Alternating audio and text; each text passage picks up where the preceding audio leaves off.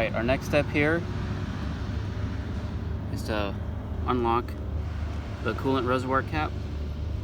Slowly turn it just to make sure that all this pressure that could be built up is not going to be coming all at once out on your hand.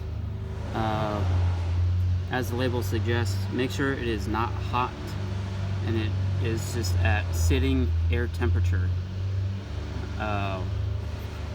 So it's always nice to have a cloth, paper towel at hand to protect yourself from potential hot air still in the system.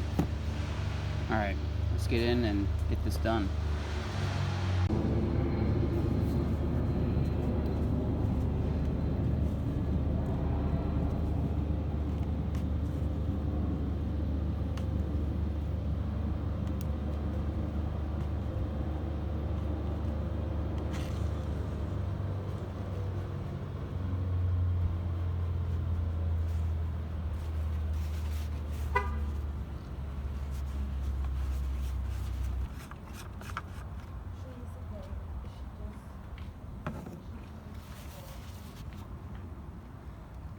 Might be able to see, maybe not. It was still steaming a little bit and a little poof came out.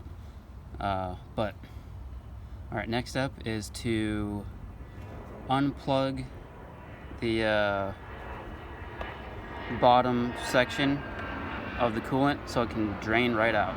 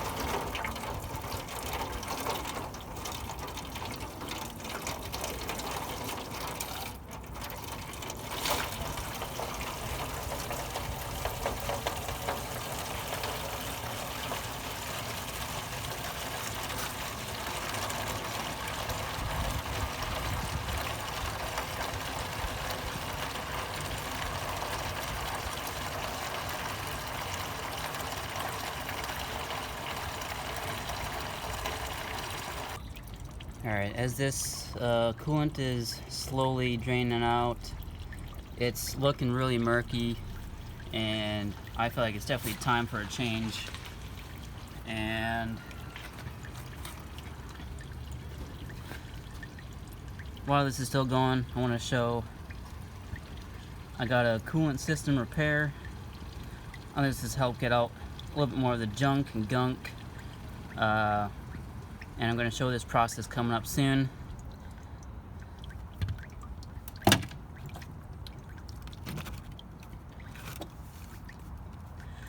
A must for if you want to do a flush repair is to get distilled water. It's just pure H2O going in, or as close as pure, so that there's no damaging the system at all. Alright, without further ado, let's start getting into the repair flush. Step to add the water and the treatment. Important step in this little corner right here. This is the bleeder valve. This makes sure when you're pouring in that you are starting to fill up the correct amount and that air is finally out of the system. So when you stop seeing bubbles come from this spot, that's when you know the system is good to continue to drive.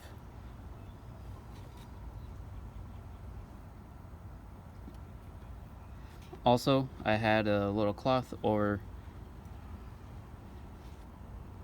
the opening of the reservoir, just that nothing got in. Without further ado, let's start pouring in the water and treatment.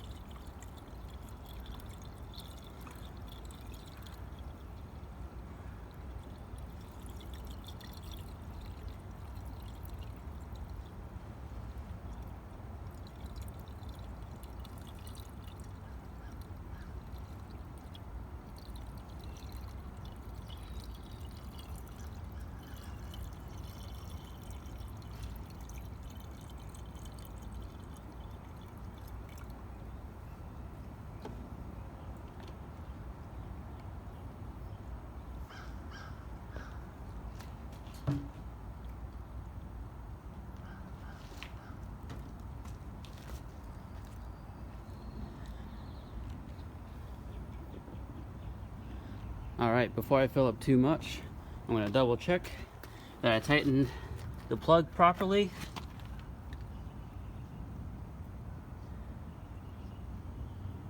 I do hear it go through the system. No drips so far, so I think I did a good job. So let's continue filling up.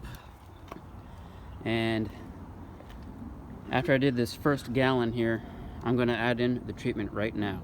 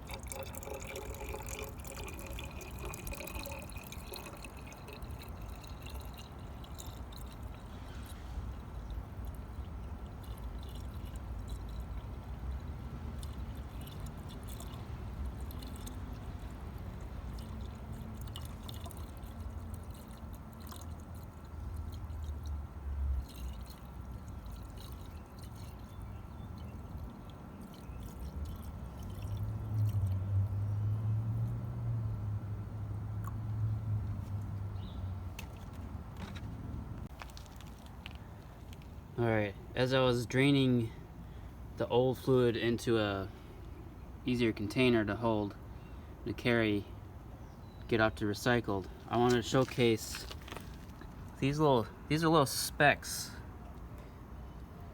down at the bottom of this pan. That was in the coolant system going through the radiator, and all that stuff was really could have been causing some damage. I'm glad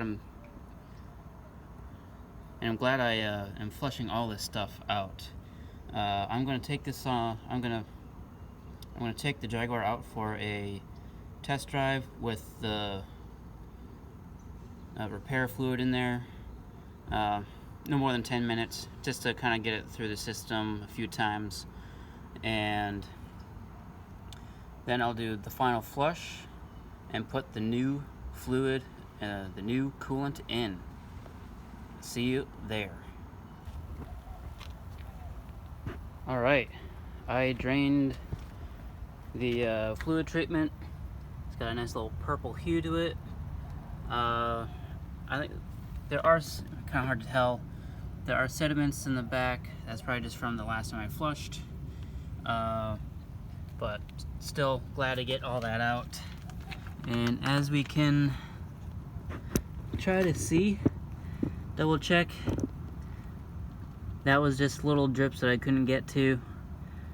But checking for leaks, make sure everything's tightened up properly, and I think I'm good to go with that.